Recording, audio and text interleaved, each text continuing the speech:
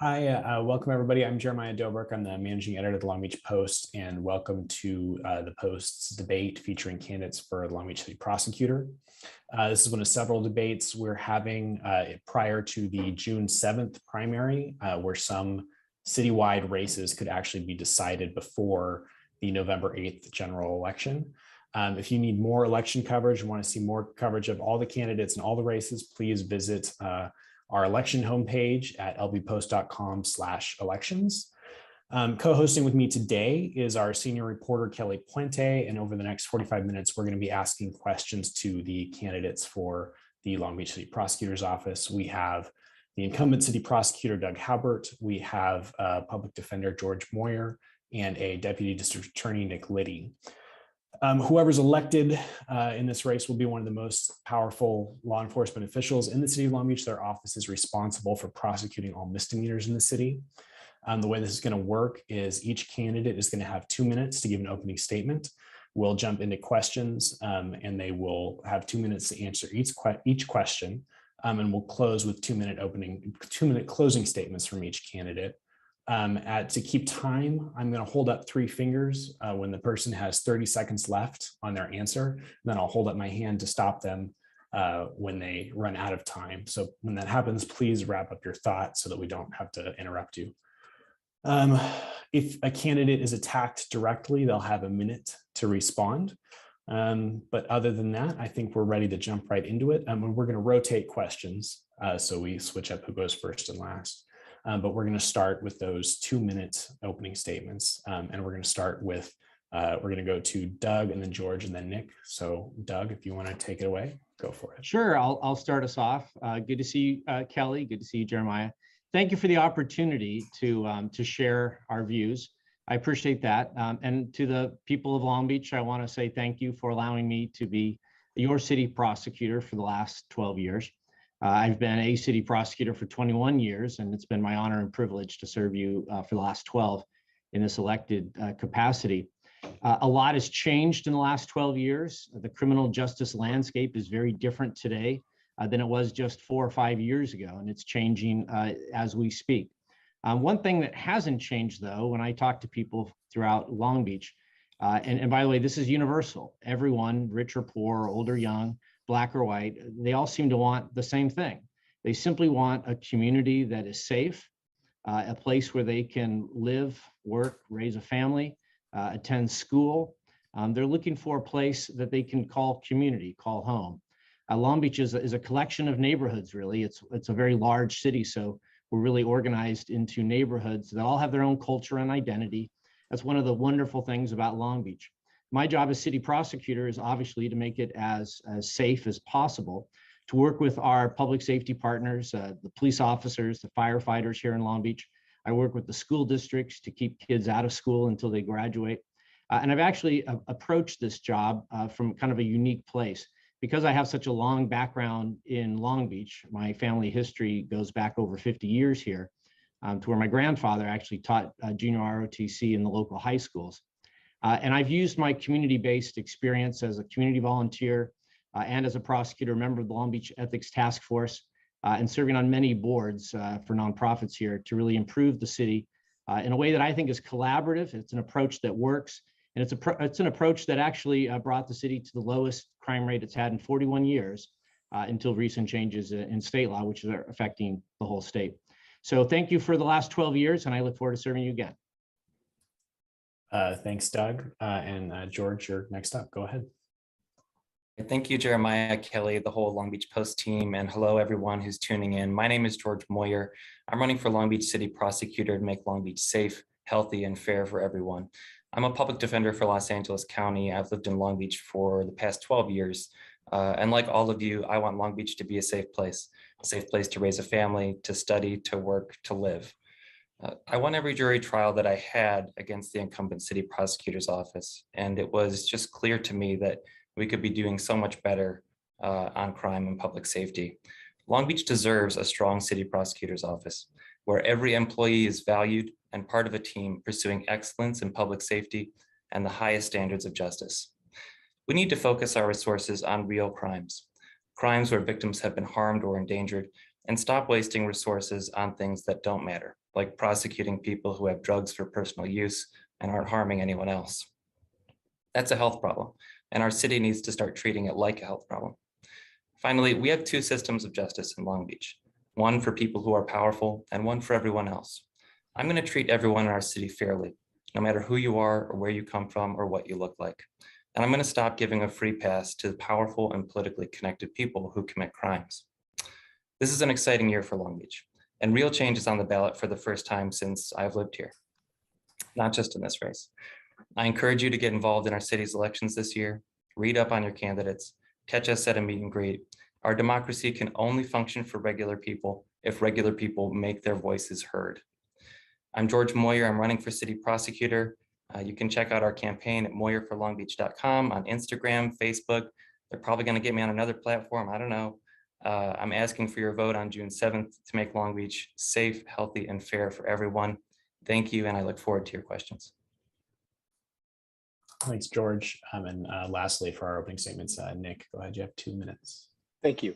Thanks to everybody here at the Long Beach Post. I appreciate the opportunity to speak with you. My name is Nick Liddi, and I'm running for city prosecutor of Long Beach. I've lived in Long Beach since 1976. I grew up in North Long Beach, Plymouth and Atlantic. I went to St. Athanasius Catholic School. I went to St. Barnabas later when my parents moved to Cal Heights area. I went to Long Beach City College. Went to Pacific Coast University in Long Beach. So Long Beach has always been my home. I currently live in East Long Beach. My parents live in Cal Heights. I met my wife at the traffic circle in Long Beach, and we're still married after 25 years. I'm raising my family. I have 3 kids here, and the safety of Long Beach is very important to me. I'm a career prosecutor. I've been trained by the Orange County District Attorney's Office. I've been trained by the LA TAP program by Michael Schwartz, LA City Attorney's Office. I was trained by the Los Angeles District Attorney's Office. I've worked for the Long Beach City Prosecutor's Office, the Burbank City Attorney's Office, and now the Los Angeles County District Attorney's Office. Through hard work and dedication, I quickly rose through the ranks, and after 1.5 years, I was handling felony cases. I was getting awesome reviews from my supervisors, meeting and exceeding the expectations, their expectations. And as I said, within 1.5 years, I was dealing with felonies. I've worked in Long Beach Court. I've worked in Burbank Court, Downey, Bellflower, Airport, Compton, and now in downtown Los Angeles. I was brought into, after 5 years, I was brought into the very elite hardcore gang unit that was renamed by George Gascon to the Community Violence Reduction Unit, where I'm now handling gang murders. And I hope to be your next city prosecutor. Thank you. All right, thank you all. So we're going to jump right into the questions. We'll get to Kelly. She's got the hard ones in a couple minutes, but I'm going to kick off with something about an issue that came up repeatedly in our conversations with the community, and that's homelessness. And on that topic, we wanted to ask you all, do you support the current proposal from Governor Newsom to make it easier to force people into mentally ill and drug addicted people into treatment? And in the event that doesn't pass and become state law, how should the city handle people who don't want to move into housing but are living in the street in unhealthy or unsafe conditions? And for this one, we're going to start with George, so you can go ahead and kick us off. So I do support the governor's initiative. I'm a little bit wary because everyone came out in support of it because it sounds like a good idea. And, the devil will really be in the details on this one because there's a history of using these types of conservatorships to basically, put people in places that are called treatment, but are really just designed to house them. So the devil's going to be in the details. Hopefully it really is treatment that is appropriate and is going to actually help people get back in control of their lives and back on their feet. So I do support it to that extent. But homelessness is technically a very simple problem. You put people into houses. If you don't have enough houses, you make more houses. Every other so-called first world or developed country has figured this out. Our holdup is political. Our system doesn't see any inherent value in people's lives, and so it leaves them to fend for themselves, often wounded veterans who are left on the street, traumatized and trying to navigate that life. The head of the LA Homeless Services Authority resigned this week because no matter how hard she and her people worked, they couldn't house people as quickly as other people fell into homelessness. So we need solutions at the scale of the problem. And homelessness isn't an issue that lends itself very well to solutions by the criminal justice system. Fundamentally, we need to make greater investments in housing and social programs and see all people's lives as having inherent value that's worth investing in. We can't criminalize homelessness in the meantime. The status quo is that we as a society are perfectly willing to spend $100,000 a year to house and feed someone, but only if we incarcerate them first. We can do better than that, but it's going to take political leadership supported by the people. Thanks. Nick, you're next on this one. Thank you. Yes, I do support the initiative. During the pandemic in 2020, well, firstly, let me say that I got COVID in February of 2020. I didn't know what it was because it wasn't supposed to have been here in the United States. I was in the middle of an attempted murder trial. And back before COVID, you finish your trials. It was, you're either dead or you're in the courtroom. And so, and once it hit in March, I knew that I had it. I didn't really work from home more than 2 weeks. And since the courts were kind of shut down, there was an opportunity given to me by Jackie Lacey to work as a disaster service worker. And on Saturdays and Sundays from May to October of 2020, on Saturday and Sunday, I would work at the Lomita Homeless Shelter, and then also at the Quality Inn, actually, I should say. And then also in, there was a Lomita Quality Inn in Long Beach that I also worked at. Mm-hmm. And so I got to know the community, the homeless community very well, spending day after day with them, week after week. And I realized something that, you know, we call it homelessness, and that we turn them into a monolith, and it's just not that. That's not what it is. Each individual is an individual. They have the different stories, different things have happened to them to make them homeless. To an extent, I do agree with Mr. Moyer. I don't think we should prosecute homelessness, but I do think at some point, we do have to have that stick. If homeless are, you know, camping on the sidewalk, they're defecating, those are all crimes. And I think what Governor Newsom is doing is probably a good idea, because some of these folks, they don't want to be housed. We can offer the housing, but if they don't want it and they don't want to go there and they want to continue to camp in front of your front yard or in front of your business and you can't conduct business, then it's time for us to do something about it. But what I'd like to say is as the city prosecutor, you have to have individualized prosecution. Each one of these people have a name, they have a history, and we get to know them. In Burbank, specifically, I was working with the homeless, and they, you know, we would get them in on muni code violations, and you got to know who they were. And once you put that investment, that personal investment in people, you find out what they need. And that takes time, that takes caring, that takes understanding, and that takes listening more than anything else to ascertain what the actual problem is so that you can solve it. And that's what I'll train my prosecutors to do. Thanks, Nick. And Doug, you're wrapping us up on this question. Yes, I'm cautiously optimistic that the new initiative by the governor will provide funding to bridge the gap between the 72-hour Welfare and Institutions Code, Section 5150 holds, which are rather easy to do, and then the conservatorships, which are very hard to do. There's a huge gap in the middle that this bill is going to try to address and provide housing for people that need to be held a little more than 72 hours. My office has actually taken a lead in homelessness, and it is a complicated problem. I don't think it is a simple problem. And I know it's not simple because no urban community has really solved the problem yet. Here in Long Beach, we do get involved when there are homeless people who are refusing services and are continuing to interrupt the life and enjoyment that the rest of us have. You know, other people need to use the parks and use the public spaces as well. So our office has created a number of creative ways to approach homelessness. They're on my website, www.cityprosecutordoughaubert.com. A couple of those initiatives include the Homeless Court project that we started in Long Beach last year. Another example is the Priority Access Diversion program.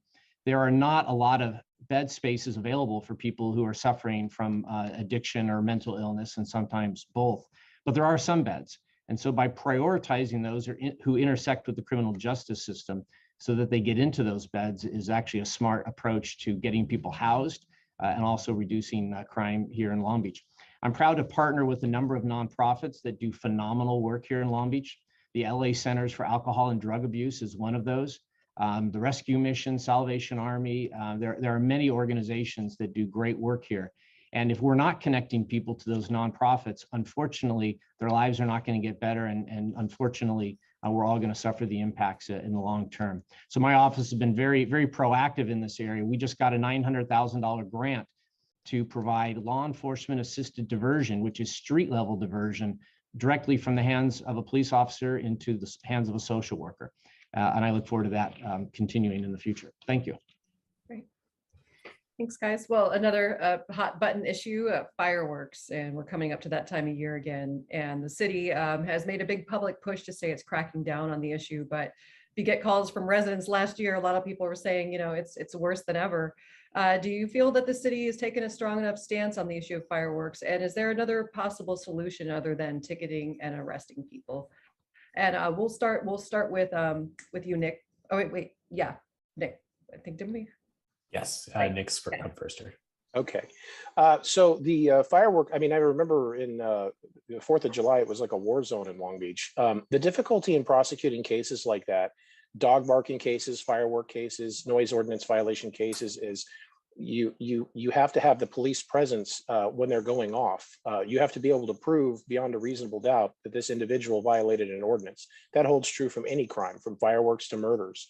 And so it's very difficult to actually prosecute it. The police arrive, the fireworks are done popping, and you know, who did it? We don't know. So what you'd have to do is you kind of have to saturate the area during these instances where you get the repeated calls for these firework violations, and you have to be able to speak with the community, the people that are dealing with, they're listening to these things, they hear these loud noises, and I mean, you're just going to have to essentially kind of catch them in the act. Once you do that, I do think that fines and you know, I think you have to enforce the law. Fireworks are very dangerous. They can catch homes on fires. People can burn to death. And so, yes, we do have to enforce these ordinances, and we have to do the best we can to saturate the areas where we're getting the most complaints. Thank you. And Doug? Certainly. When I observed this as a growing problem a couple of years ago, my office created an online reporting portal that would allow people who observe fireworks violations to report it directly to my office, so that my investigators could actually initiate an investigation without having to use the police department. That was important for a couple of reasons. Like Mr. Liddi said, it's awfully hard for the police to actually come across the person who's actually committing the crime as they're doing it. And so the police arrive after the fact, and it's very hard to determine who set off the fireworks. So I'm capturing the evidence. Sometimes people provided photographs or videos. That was very, very helpful. In fact, this was the first time our office did this. It was an initiative we took because of all the complaints we were getting about fireworks in particular. We then used that same technology to start taking price gouging complaints when COVID started. So I'm glad we started that website, and I think we'll be doing more of this in the future, taking complaints directly from the public, because we don't have the police resources to be everywhere all at the same time. So that's just one example. My office also started to upload onto the website a summary of the cases provided to us, the result of those cases. We actually got victim impact statements from people who live near some of the hot spots for fireworks. By the way, I didn't want to miss it, Kelly. You did refer to this as a hot button issue. And I think that was very, very appropriate, because this has gotten hotter and hotter as the last couple of years have gone on. But the number of complaints actually went down last year. And I think that's because the city of Long Beach has been doing a good job of letting people know that there are severe consequences, not just the criminal consequences, but there are administrative fines, which my office helped to write. But also there's the physical consequence of losing a finger or injuring someone you love or burning a house down. So by educating people, that has actually reduced fireworks complaints in the last year. And I do hope it continues to lessen. Right now in Long Beach, by the way, the fire department came across a storage unit full of fireworks. So somebody did not sell their fireworks last year, and they were holding on to them next year, probably because of our enforcement efforts.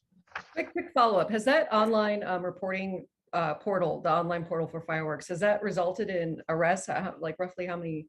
Yeah, we filed 4 cases based purely off of neighbor complaints. So 4 cases that the police never investigated. It was simply a neighbor filling out an online form and sending to us a photograph or video evidence.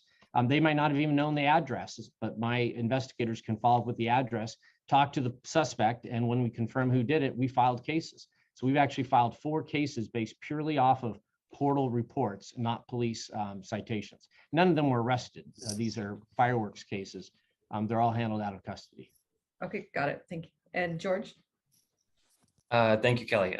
No one's more strongly opposed to fireworks than me. I've heard from residents about the harm they're inflicting, and I've personally been affected. They wake my kids up when I finally got them to sleep. They wake me up. Somebody lit a tree across the street from my house on fire, actually. At the same time, it's not realistic to think people are going to celebrate the 4th of July by doing, the same barbecue that they do every other weekend. We need to give people some kind of outlet. Schedule a bunch of sports games across the city, hold public fireworks displays in various neighborhoods, which of course those public displays already exist if you live in wealthier areas or down by the water. And we need to consider allowing the sale of so-called safe and sane fireworks. I think we really need to define what that would be before we make a decision on it. But right now, the ban on sales, in my opinion, is completely ineffective. It just moves business to Lakewood. If you drive down Carson, every parking lot gets turned into a temporary fireworks dealership. And if we can't get our regional partners to join us in banning sales, it's just not going to work.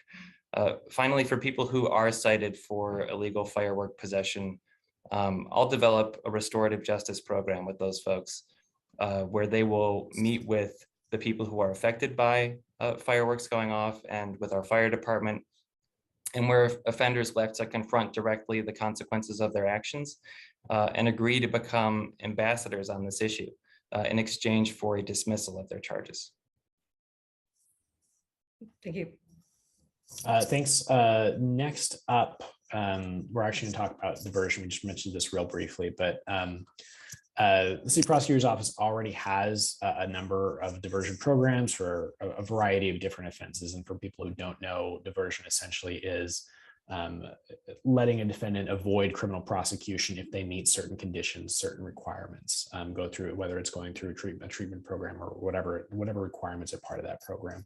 For the question for the candidates, though, is what other crimes should be eligible for diversion that aren't right now? Or if you come down the other side of it, what crimes are eligible for diversion now that should actually be criminally prosecuted and not eligible for that?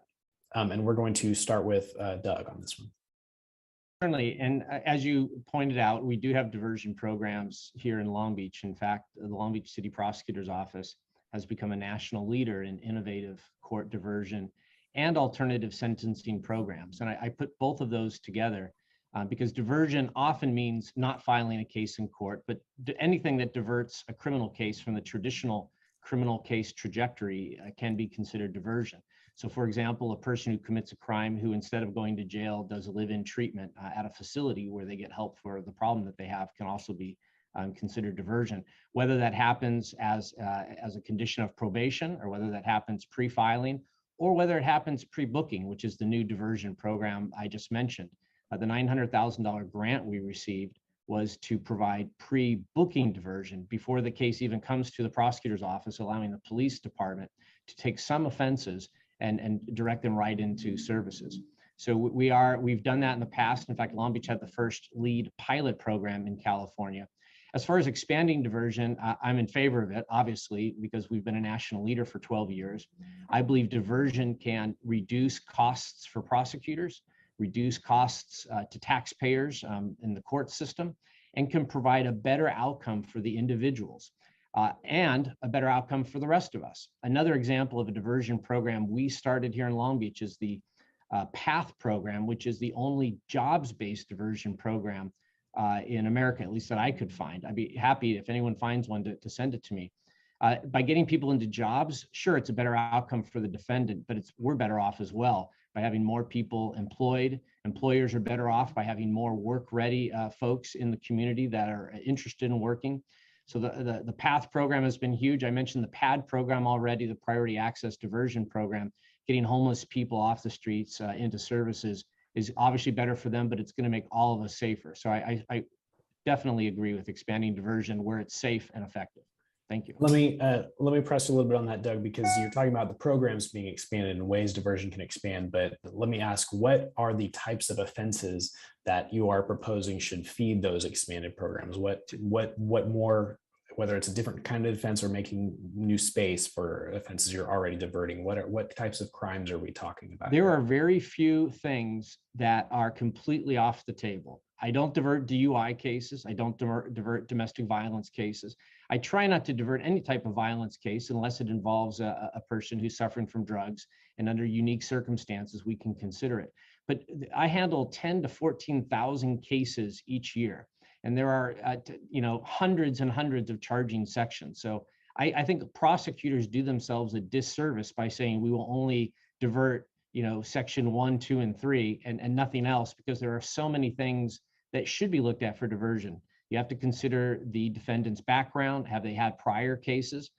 Also look at the cost to the system of prosecuting that case. So I'm not going to get into the specifics of the charges because we're very open to it if it's in the interest of justice.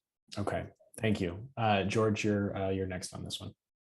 Thank you, Jeremiah. So it would be my plan to make diversion be the standard outcome, right? And so it's best when you have like a well-funded program, but for certain lower offenses, it might be something more like, do some community service, stay out of trouble, right? For fireworks possession especially, right? Something like that, it's not really criminal in nature in the sense that there's no like bad intent behind it. So something like stay out of trouble for 6 months, meet with the fire department, things like that. I in general think that there are very few crimes that should be excluded from diversion. And I also think it's very important to try and do this pre-trial as much as possible.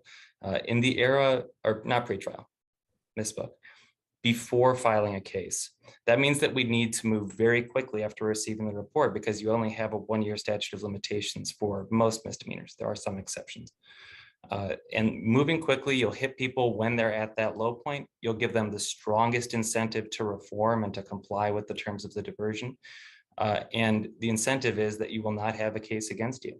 And in the era of big data, once a case is filed, you can try to get an expungement later, right? I hope folks do these types of things, even if you get like a finding of innocence, if you have a court find innocence. A good background search, a good database will probably store that, and it might hit you when you apply for a job 3, 5, 10 years down the line. So I want to emphasize that diversion is very important. And it should include not just the programs that have been created already by the office, but diversion schemes that are crafted by judicial officers, defense attorneys, mental health professionals. I differ a little bit with Doug in that I would divert certain DUIs, especially when it comes to veterans. The studies are clear, and the legislature made it clear when they passed a law allowing us to divert those cases with veterans, that it benefits public safety to put veterans into diversion when they have a DUI case. Not every time, but it should be our practice to do it in those cases as well. And even in cases of violence, there are situations where the cases cannot be proved, right? And so it's probably a better way to go. Just follow very briefly with that, George. You said there's very few crimes that you think should be off the table. Are there any specific crimes you say this is not a crime I would want to divert? Yes, unless there's significant mental illness or developmental disability. There are misdemeanor offenses like annoying and molesting a child, for instance. Great. So yeah, there are things that would be off limits. And last, Nick, to you on this question. Yeah, could you just repeat the question one more time? Yeah, are there what other crimes should be eligible for diversion that aren't necessarily already, or alternatively, what crimes should not be eligible for diversion that are? Okay, so in my experiences, diversion is an excellent tool because you're still doing your job as a prosecutor by enforcing the law. And so there's been an arrest made or there's been a citation given, and now you have the case in front of you and you have the facts in front of you, and you can see, no two cases are identical and no two criminal defendants are identical. And I have used diversion to great effect over the period of my career, even to some extent felonies. Like I said, no two fact patterns are alike. And I do think, though, that we should be very careful offering diversion for, first of all, for repeat offenders, and also for driving under the influence and domestic violence. There's been a lot of studies that have shown that driving under the influence there's a high probability that the person, when we catch them, this is not the first time that they've done it. They've done it many other times. We just haven't caught them. And the repercussions of someone getting behind a motor vehicle while they're under the influence of alcohol, it can be catastrophic. I've seen it in the courtroom. And also with domestic violence, that's also something that has to be taken on. I mean, I don't recommend that. I would prefer not filing the case to begin with, or as I think Mr. Moyer said, have some sort of a pre-filing diversion. I believe in having a very tight filing system. We have a lot of cases that are coming through, as Mr. Haubert pointed out, 10,000 to 14,000 cases. So if a case is provable, but it's exceptionally weak, I would prefer to do something that's pre-filing. Thank you. And this kind of moves us into our next topic. We're going to talk about another hot button issue, LA County District Attorney George Gascon and his approach, which is different from past leadership. Do you support the LA County District Attorney's stance on criminal justice reform, and including doing things like not prosecuting juveniles as adults, not prosecuting certain misdemeanor cases like resisting arrest and minor drug offenses? Do you support the way that he's approaching criminal justice reform in this county? And we're going to go to. Oh yeah, so we'll start with you, George. Oh, great, thank you. Broadly, yes. I have areas where I disagree, but especially for this conversation, when it comes to the areas of misdemeanors, I think the reforms that he's made have been good. I think that especially when it comes to a crime like drug possession, we have to acknowledge that the war on drugs has been an absolute failure. It hasn't lowered supply or decreased demand. It has been successful at spending a lot of money. It's encouraged users to hide their drug use, to be afraid to ask for help because they're worried they'll be taken to jail. That's contributed to us having 100,000 overdose deaths a year in this country. In Europe, they're right around 10,000. It's unbelievable how poorly we're doing on this and how much we're letting people down. And especially when you talk about young Black men or young other people of color, when they get these arrests, their entire lives are set on a different track. They have a criminal record when they try to go to school, when they try to get a job, when they try to apply for benefits. It has a lifelong consequence. So a lot of people like to pretend that misdemeanors are not significant. They are very significant for defendants and for victims. And so I broadly support the reforms that he has put in place in terms of misdemeanors. I'm going to limit it to that because it's a lot more complicated when it comes to felonies, and he's walked some things backwards. And also, I think that this is my first race, okay? So I'm a neophyte, but at the same time, and he won a countywide election. But at the same time, I think that if you're going to try to implement these types of sweeping changes, you need to build some type of consensus, right? You need to have allies, you need to have community buy-in. Frankly, I don't think that that's been done. And I think a lot of people are turned off. At the same time, we knew that there would be a reaction to reform. There always would be. And it's come in the same way that it always does. Willie Horton type case selection and publicization. So I think we need to push for criminal justice reform still. And Nick, as a DA, it'd be an interesting question for you. No, I do not support George Gascon. And I have a very unique position where I have to speak to the victims of crime, and I have to tell them that the person who killed their loved one may be getting a lighter sentence. I remember I was in Norwalk, and there was a DUI driver who killed a man. He was a father of 3, and he had a wife. He was the sole supporter of his family. He was spilled out all over the street, and as we were giving victim impact statements, I'll never forget this. Victim impact statements are when victims come to court and they get to tell the defendant, while the defendant is sitting in court, exactly what this defendant did to them and their family, and how what they did affected their family. And because of George Gascon's policies, this person didn't get anywhere near the amount of time he should have gotten. And I remember his 12-year-old boy was in court, and I asked him if he wanted to give a statement, and he said yes. He was very energetic at first. And when he got into court, and after his mom talked and his brother and his sister talked, I mean, everybody was crying. And he was crying like somebody had broken his arm, but somebody broke his heart. and that was the defendant in that courtroom. And I told him that he needed to be brave. He was brave. He gave the statement. But those kinds of things, those kinds of memories, and there's so many of them, no, I don't agree with his policies. I think these blanket policies are ridiculous. I think that you have to take these cases on a case-by-case basis. I worked in Compton Juvenile as well, and I've seen the atrocities that some of these kids that are almost there, just a breath away from 18, and they've killed other family members. And those family members, they want justice, and they deserve justice. I think that a prosecutor's office, whether we're talking about the DA or whether we're talking about, well, I'm out of time. Thank you very much. Quick follow-up. So would you support prosecuting more different types of misdemeanors in Long Beach then? Could you please expand on that? Would you support prosecuting more misdemeanors then, different types of misdemeanors, maybe that the current LA County District Attorney doesn't? Oh, absolutely. Yeah. Yes, we can do so much good for people that have drug problems. There was just a quick story. There was a girl in Burbank. She was 22 years old. She was a repeat offender. She probably had 5 or 6 drug cases. She was homeless. She got with the wrong guy. He was like in his 40s. He was using her to sell drugs. And we kept her, we arrested her again. The judge wouldn't release her. And she wanted to plea. She wanted to plea because she wanted to get back out there and do drugs again. And we all knew her. And I told the judge, I said, Your Honor, she's still under the influence right now. She cannot give a knowing voluntary waiver of her constitutional rights while she's under the influence of methamphetamine. And the judge agreed, and he trailed the case for about 10 days. And I told her defense attorney, I said, take a photo of her just for yourself.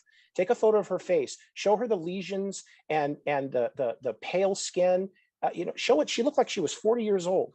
And she did, the defense attorney did that. And when she came back, her skin was cleared up. She looked like a young woman again. And the defense attorney showed her that photo, and she was horrified at what she looked like. And we got her into services, and she's clean. She stayed clean. So yeah, we can do a lot in the prosecutor's office. Thank you. Great, thank you. And Doug, for you.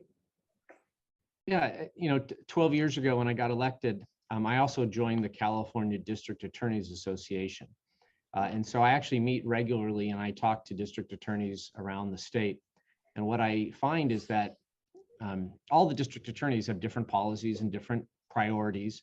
Rural counties have very different policies than urban counties have. And so by seeing different prosecutors and how they approach their job, I think a lot of people would be surprised how much discretion district attorneys have and how they exercise that discretion. We're seeing something rather unique in Los Angeles County, where there seems to be an outlier in that the district attorney is doing things very differently from his predecessors. And by the way, I've worked with his predecessors. I've worked with Steve Cooley, I worked with Jackie Lacey, and now I have to work with George Gascon as the district attorney. And I'm working with all 3 of them, when it's required. So number one, I think every district attorney has the right to run the office the way they see fit, but they also have to manage the outcome of that. And we are seeing some effects. I believe we're seeing some effects of some of those policies. I'm gonna reserve judgment on exactly what those effects are, because I know that there will be a lot of studies. They're already talking about whether or not the crime increase in LA County is the result of policies by the new district attorney. It's very controversial. There are arguments on both sides that they're directly related, and there are some arguments that they're not related. But crime is going up, and it's going up rapidly in LA. LA County and the sheriff's area, murders have gone up over 90% in 2 years, 90%.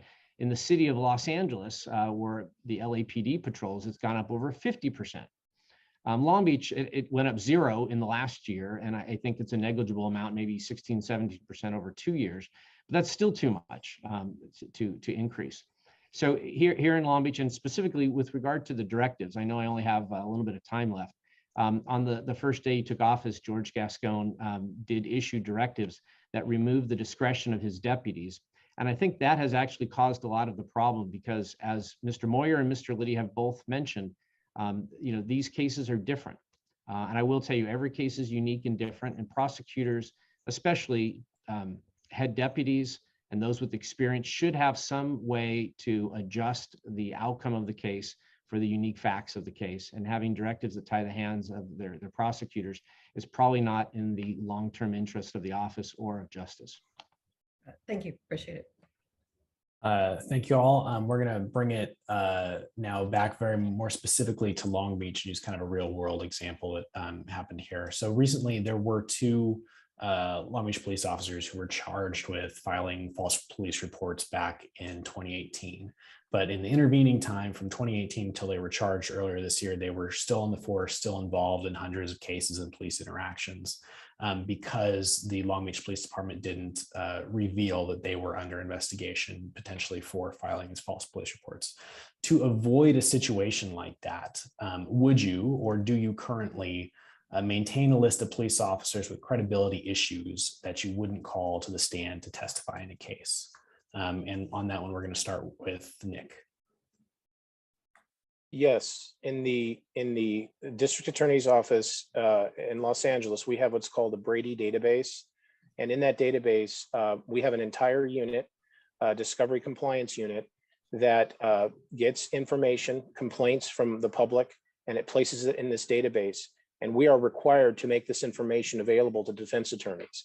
Now, whether or not we call these people to the stand, these individuals to the, firstly, let me say, a corrupt cop it makes our job so much more difficult.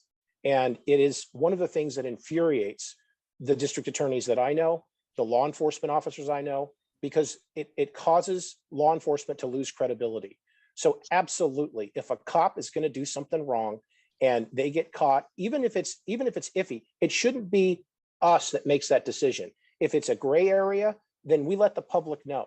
We let the defense attorney know what this police officer has done, and that defense attorney can then use that information in their case in chief, or they can use it to impeach the officer when he takes the stand.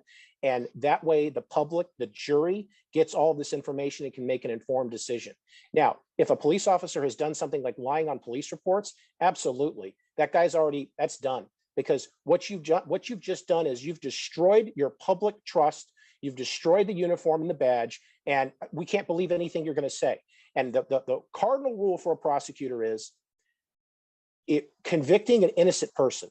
That's the worst thing a prosecutor can do. So absolutely, I'm going to institute a Brady system in the Long Beach City Prosecutor's Office, and I would make sure that any officer that does something like that, what you're talking about, he's not taking the stand. Thanks. Doug, you're next on this. Like the Los Angeles District Attorney's Office, we also have a database that the trial attorneys have to go through before they can call anyone to the stand, and it's disclosed to the other side if there's someone that has an issue. In the criminal justice system, there's a process that you go through. You don't actually hand over information directly. You basically notify the other side that there could be information, because the information is not always clear on every single case. So for example, in this case with these two officers, and I think you guys have covered the story pretty well, our office immediately notified all the public defender's office of every case those officers have ever handled in the last, I think, 10 years, even though it was long before this incident happened. We posted this information on our website. We made it available so that people could contact us if they think that either of these two officers may have tainted their cases. And we did that proactively, not because we were required to. It's above and beyond our duty as attorneys, but we thought it was important to let the public know what we're doing to address this. Now, having said that, these two officers have been charged by the district attorney's office. I'm unclear on exactly why they weren't charged earlier. Apparently, a case was reviewed and rejected, and then it appears 2 years later, under a different administration, the case was filed. So I'm not going to say that these officers have committed a crime or have lied, because I don't know that. I know that they're being charged with lying on police reports, but we're obviously going to disclose it and it'd be up to a judge. But we've dismissed cases where those officers were the only witnesses. We're not going to call those officers to the stand while these cases are standing. Until these cases are resolved, they're not going to be called to the stand, and those cases are going to have to be dismissed. And it's not just those officers. Anytime you have an officer where their credibility is tainted, we absolutely do have to take measures to make sure that nobody is wrongfully convicted based on the testimony of an officer who may not be honest. And George, you get the last word on this one. Thank you, Jeremiah. Would I maintain a list of officers with credibility issues? Absolutely. And I would gather more information about which officers need to be on that list directly from the Long Beach Police Department. We have a constitutional obligation to turn this information over when it comes up in a case, right? If you have something that points to innocence and you don't hand it over, you are violating our Constitution. I don't want to like say that it can't be said too intensely. And in other jurisdictions, like for example, in Philadelphia, prosecutors have actually had to file suits to get complete lists of these officers who have engaged in misconduct and dishonesty. And I would absolutely do that if necessary. I think that leaving these officers in the department and protecting them is the last thing we need to be doing. And in Long Beach, we really have a culture of impunity. I remember when the Tiger text scandal was breaking, the police department was using a technology that violated the California Public Records Act. It like deleted information. It was very bad, controversial to the law, and it made it difficult to track what was actually happening in investigations. And one of the officers who was quoted in the stories in those cases said, as long as you back up the department will back you up. Meaning, go ahead, break the law. As long as you toe the line and you stick with the team, you'll be protected. So we need to make it clear that the Long Beach City Prosecutor's Office is not going to be part of that team. Okay, we work with the police department. We do not work for them. In terms of Brady violations, we need to track that information for every officer. I understand Mr. Haubert is saying that they have a database. That's a new invention. And to me, that didn't exist when I was there and spoke with deputy city prosecutors. I've spoken with a couple who said that they proposed creating that and were shut down. And that's not an optional thing. That comes from the case Brady versus Maryland. That's been the law of the land for 50 years. We need to have that. Thanks, George. I do want to give Doug a chance to respond to that and clear up whether that is something new or why prosecutors may have been saying that list didn't exist before. Yeah. You have a minute for that. Yeah, just to clarify, I think George Moyer hasn't been in the Long Beach courthouse in a few years at least. And not every department had those 10, 15 years ago. Certainly when I was elected city prosecutor, we did not have a separate database that we searched on every single case. We do now. And I don't think Mr. Moyer's been there at least 5 years. It could be longer. So I'm not sure, maybe he just was talking to the wrong prosecutors, but our office does have that now and has had it for at least 4 or 5 years. All right, thank you. Kelly, go ahead. You want a last question? Yeah, we'll do one more question and then we'll do one more. Statements. Yeah. Okay, this is our last question for you guys. So what's the one big program that doesn't exist right now that you would like to see in Long Beach that could help reduce crime in the city? What's like your one big idea of how you would make Long Beach safer? And we'll start with you, Doug. Well, I've already started it. I actually do think that having police officers involved with diversion at the earliest stages will help reduce crime and reduce homelessness in Long Beach. My office, working with Laserfish, a local company here in Long Beach, developed an app that would allow police officers to access services in Long Beach. Shelter services, for those who need shelter services, mental health services. People on this call, maybe you don't know that there's an urgent care center that police officers can bring someone who's suffering from a mental health crisis in Long Beach. Some of the officers don't know that. That's why we're using this app to share information. Also information about substance abuse services. So this grant that we secured from the United States Department of Justice, it absolutely fits in with the work we've been doing developing this app, because police officers don't want to be frustrated reinventing the wheel every time they come across a person that they've seen in their beat over and over and over again, who often is a drug addicted or mentally ill and suffering from homelessness. So I think this one thing might be one of the most important things, not just for Long Beach, but if this works in Long Beach, I do think it'll be replicated throughout the country. And that's just an example of the type of innovation that I think local prosecutors can accomplish. I'm very proud of my office. And every time I hope I'm not using the word I very much, because I want to give all the credit to my office and to our community partners.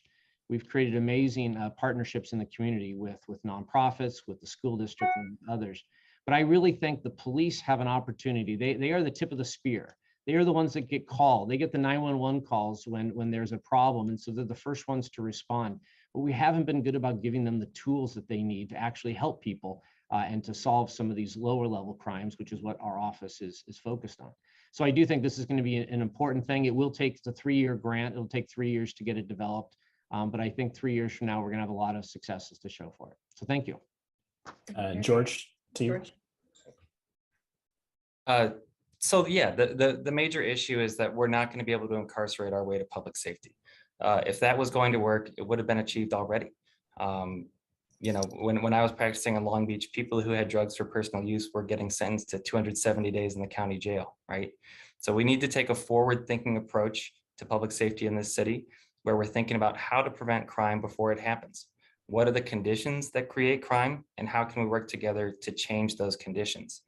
And I'm always wary when the solution is more money to the courts and the police, to lawyers, and basically the carceral system. I think an excellent example of the type of program that I'd like to see implemented is midnight basketball, which we had before the pandemic. I'm thinking of the one particularly that was run in the 7 AOC neighborhood of Long Beach there. During a time of year when gangs are targeting young people for recruitment, midnight basketball created a well-lit, fun, safe place for children where they wouldn't be recruited. It was shut down over the pandemic, like I said, but was slated to get $30,000 and get up and running again. The money was entrusted to the Long Beach Police Department. Some of you may have read that 100% of the CARES Act fund actually went to the police department initially. And then it's unclear, maybe the money was returned to the city manager, we don't know. Residents were basically told, we can't find the money. Maybe you could go host a bake sale. I can tell you, dollar for dollar, you probably won't find a better investment in public safety than midnight basketball.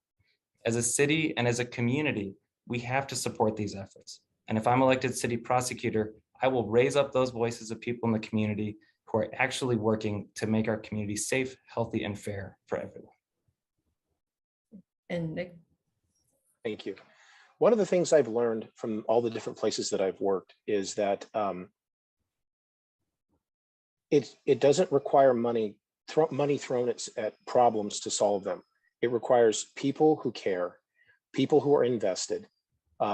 Just to give a quick example, there was a kid in juvenile who was incarcerated who desperately needed a mental health or he needed therapy. Okay, I can't get into the details of juvenile, it's confidential. Over a 6-month period, he was given 2 sessions with a therapist. And suffice to say, it did not end well for this young man. What I would do, my proposal is to restructure the prosecutor's office into individualized units. You would have a court unit that handles calendars. You would have a DUI unit, a domestic violence unit, a homelessness unit, a theft unit, a gang unit, and so on and so forth. And it doesn't have to be a bunch of prosecutors. It can be 1 or 2 of them, or usually more than one. It'd be 2 or 3 of them, because camaraderie is also another thing. Our jobs are very hard. Working as a misdemeanor prosecutor, it's a grind a lot of times. Going into court and covering calendar where you have 150, 200 cases on calendar every day. And by the time you get done, you're exhausted. You have to order a discovery for all of these cases. And it's tough. So we can have people that will do that job for a while, and then we'll move them into a different unit. And it's surprising that people have tastes. When you go to a restaurant, some people order the hamburger, some people order the salad. It's the same thing in prosecution. Some people have a passion for domestic violence cases. Some people have a passion for DUIs cases. And I think that to enable, if you get somebody that's interested in what they're doing, and you have that camaraderie working with someone else that's very interested in what they're doing, and this is their expertise, you stand a better chance of handling all the issues that we're talking about.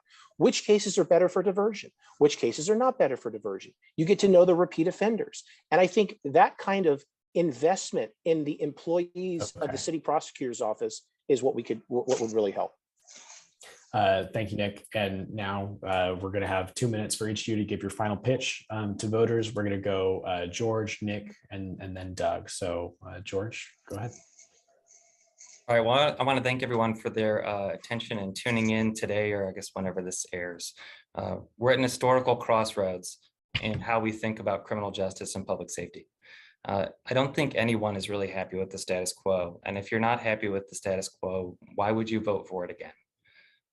I'm going to bring an evidence-based approach to criminal justice that advances public safety at every opportunity.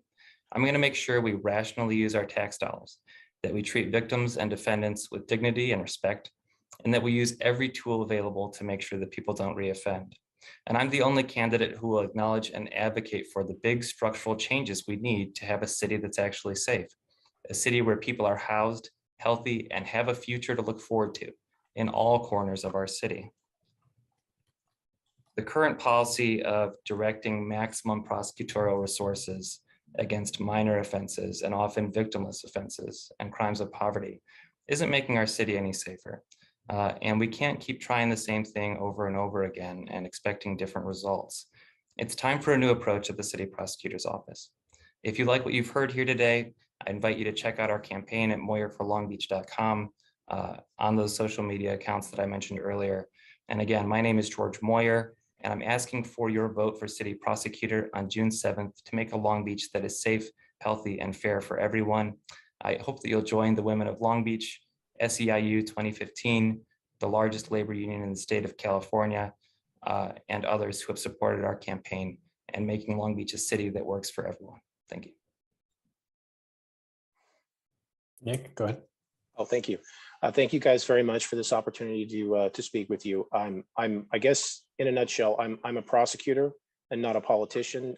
This is all I know. This is what I do.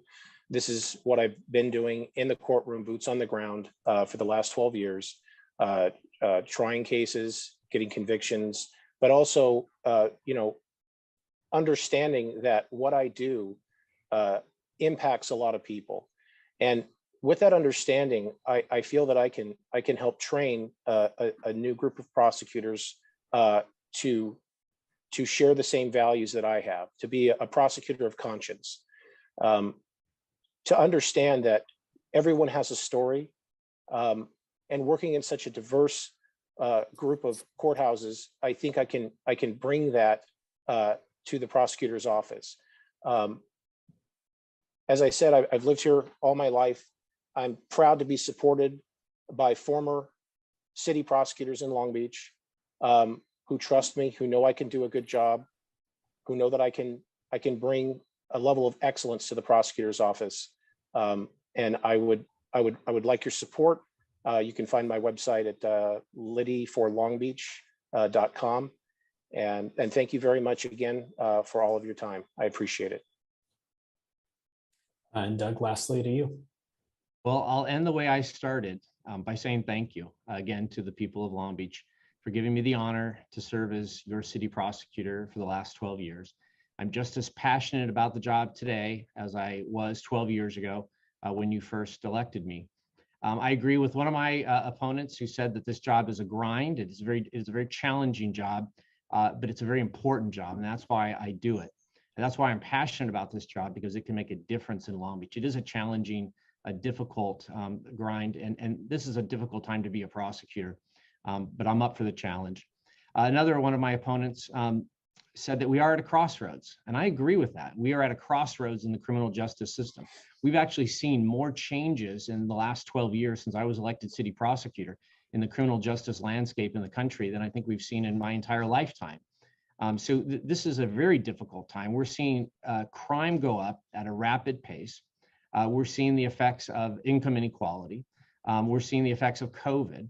We're seeing a lot of changes at the state level that may be well-intentioned but have unfortunate consequences. So the legal landscape is changing, and I think the people of Long Beach deserve to have a prosecutor with the experience necessary to make sure the neighborhoods are safe. I've been a city prosecutor for 21 years. I've actually innovated in the space, in many spaces in this area, including some of those things mentioned today: online portals so residents can report crimes directly, innovative diversion and alternative sentencing programs. Our office has helped the city in numerous ways, and we've been proud to partner with the school district, for example. Every school board member in Long Beach has endorsed me, along with the police officers, the California Attorney General, and many others have supported me and support me for re-election because of what we've accomplished, not because of what I'm promising to do in the future, but what I've done in the past. and we can do a lot together. So thank you for the opportunity. I look forward to the next term of office, if I should be honored with another term. Thank you. You guys appreciate it. For the Long Beach Post, I just want to say we really appreciate all three of you being here, sticking with us through the full hour, and all the viewers who stuck with us too. We appreciate that. Remember, June 7th is primary day, where this race could be decided. And if there's a runoff, that of course is November 8th. And if you want to check out more coverage on this race and all the other elections in Long Beach this cycle, check out all our election coverage at lbpost.com/elections. Thanks. Great. Thanks, guys. Thanks, Appreciate it. everyone. Thank you. Thanks. Take care.